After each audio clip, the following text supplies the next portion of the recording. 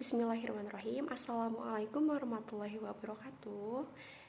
Saya Ainur Ella dari kelas 11 manajemen dengan NPM 112111110 akan merisum materi dari pertemuan awal ya untuk memenuhi tugas tengah semester. Materi yang pertama itu ada tentang Ma'rifatul Quran. Nah, definisi Al-Quran. Yang pertama itu ada menurut bahasa. Menurut bahasa, Quran berarti bacaan. Kemudian, untuk secara istilahnya, Al-Quran berarti kalam Allah yang merupakan mukjizat yang diturunkan kepada qalbu Nabi Muhammad SAW yang disampaikan secara mutawatir dan membacanya adalah ibadah. Al-Quran adalah kalamullah. Al-Quran bukan merupakan ucapan Nabi Muhammad SAW, malaikat, maupun manusia atau makhluk lain. Al-Quran adalah firman Allah yang diturunkan melalui wahyu. Kebenarannya sebagai wahyu memberikan jaminan, kesempurnaan, dan kebebasan dari kekurangan, sebagaimana yang ada pada semua kitab. Kebenarannya yang ada di dalamnya adalah mutlak. Kemudian al-mu'jiz atau mukjizat. Mukjizat adalah hal luar biasa yang diberikan kepada para nabi sebagai bukti kenabiannya. Al-Quran adalah mukjizat Nabi Muhammad SAW yang terbesar dan abadi. Kemukjizatannya dapat dilihat dari keorisinilannya. Belasan abad sudah kitab ini tidak berubah meskipun hanya satu demikian hingga akhir zaman. Allah telah menjamin untuk menjaganya sehingga tidak akan pernah mengalami perubahan. Kemukjizatan lain dapat dilihat dari kesempurnaan bahasa dan kandungannya. Al-Quran diturunkan ke dalam hati Nabi Muhammad SAW. Keberadaannya sebagai wahyu yang diturunkan ke dalam hati memberikan pengertian bahwa ia bukan sekedar dibaca atau dihafal dengan lisan. Al-Quran akan efektif memberikan manfaat kalau interaksi dengannya merupakan interaksi qalbiyah atau komunikasi dengan hati. Interaksi inilah yang akan menggerakkan hingga terciptanya perubahan. Hubungan lisan akan menghasilkan perubahan lisan. Pun demikian, bila hubungan hati, maka yang berubah adalah hati gitu ya, yang mampu menggerakkan seluruh sandi kehidupan. Kemudian al-manqulu bit-tawatur diriwayatkan secara mutawatir. Al-Quran ditulis dalam mushaf-mushaf dan disampaikan kepada kita secara mutawatir atau diriwayatkan oleh banyak orang sehingga terpelihara keasliannya. Sekilas sejarah pemeliharaan Al-Quran sejak masa Nabi hingga pembukuannya seperti sekarang ini. Pemeliharaan Al-Quran pada masa Nabi. Di masa Nabi ada 3 unsur pemeliharaan Al-Quran, yaitu yang pertama di masa hafalan dari mereka yang hafal Al-Quran, dan yang kedua naskah-naskah yang ditulis untuk Nabi. Kemudian yang ketiga, naskah-naskah yang ditulis oleh mereka yang pandai menulis dan membaca untuk diri mereka masing-masing. Kemudian al-muta'abadu bitilawati, membacanya dengan ibadah. Membaca Al-Quran itu bernilai ibadah. Banyak sekali hadis-hadis Nabi SAW yang mengungkapkan bahwa membaca Al-Quran adalah merupakan bentuk ibadah kepada Allah yang memiliki banyak keutamaan.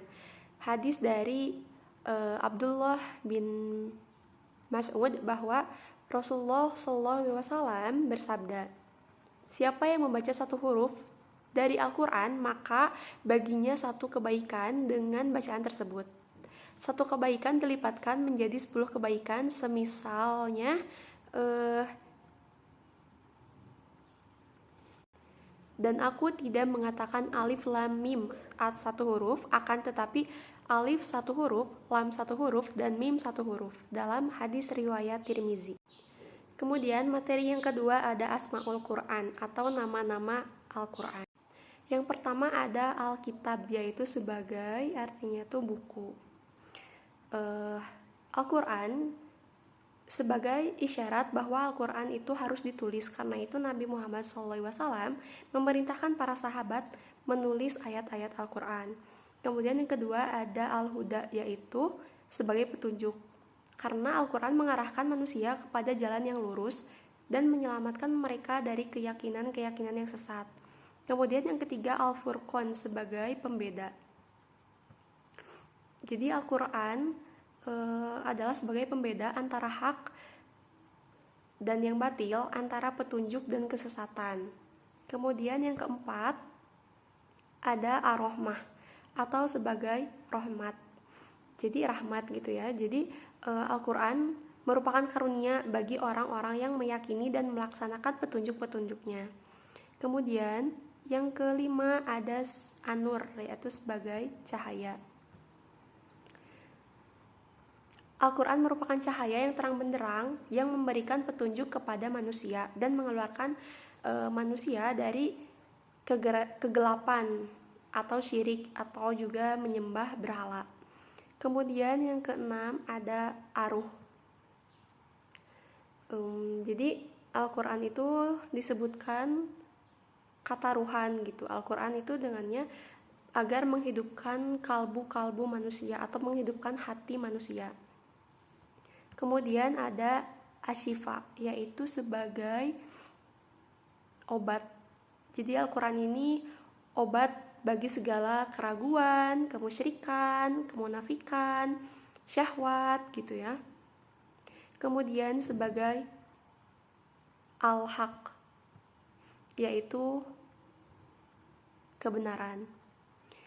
Al-Quran ini mengandung kebenaran yang tidak ada keraguan sama sekali di dalamnya. Jadi Al-Quran mengungkapkan bukti-bukti keesaan Allah Subhanahu wa Ta'ala. Kemudian ada Al-Bayan atau penjelasan. Jadi Al-Quran memberikan penjelasan tentang petunjuk untuk keluar dari kesesatan dan menerangkan berbagai hikmah dan hukum tentang kehidupan. Kemudian Al-Mu'izah. Jadi Al-Quran ini sebagai Al-Mu'izah atau pelajaran. Al-Quran mengandung pelajaran-pelajaran yang indah yang dapat memperbaiki akhlak dan amal perbuatan manusia.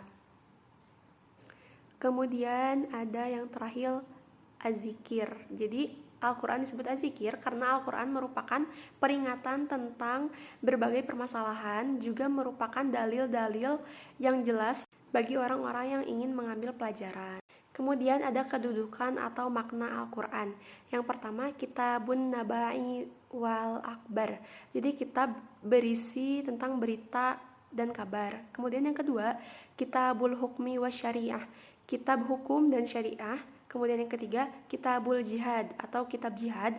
Yang keempat, Kitabut Tarbiyah, kitab pendidikan. Dan yang kelima, Minhajul Hayah atau pedoman hidup. Kemudian materi yang ketiga ada Akhtaru Nisyanil Quran atau bahaya melupakan Al-Quran. Yang pertama ada Dolalun Mubin atau kesesatan yang nyata. Yang kedua Doyikun Harajun atau sempit dada. Dan yang ketiga Maisyatun Dankun merupakan kehidupan serba sulit. Ada Umyul Basyiroh, butanya mata hati, dan Qaswatul Qalbi, kerasnya hati. Kemudian yang keenam Dulmun Wazulun, kegelapan dan kehinaan. Dan yang ketujuh ada Syuhbatus Syaiton atau menjadi sahabatnya setan. Yang kedelapan Anisyan atau lupa diri. Yang kesembilan Al-Fusyuku atau munculnya kefasikan dan kefasikan-kefasikan. Kemudian yang kesepuluh An-Nifaq atau kemunafikan. Ya, mungkin sekian pembahasan resum materi dari saya. Mohon maaf terdapat banyak kekurangan. Wassalamualaikum warahmatullahi wabarakatuh.